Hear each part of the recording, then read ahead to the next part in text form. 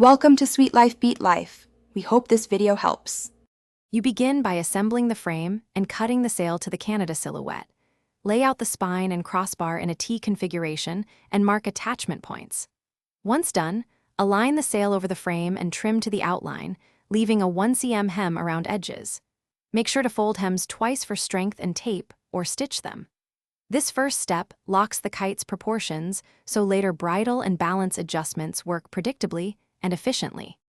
Now you attach the spars and set up the bridle to control flight. Bind spars to the sail's hem with tape, then glue reinforcement patches where the wood contacts fabric. Symmetry is critical. Next, tie a 2-point bridle using strong line, placing the knots at the measured thirds so the kite sits at a stable angle of attack. Once the bridle is on, test the balance by holding the bridle loop. Adjust knot positions until the kite hangs level, ensuring predictable lift and manageable handling in gusts.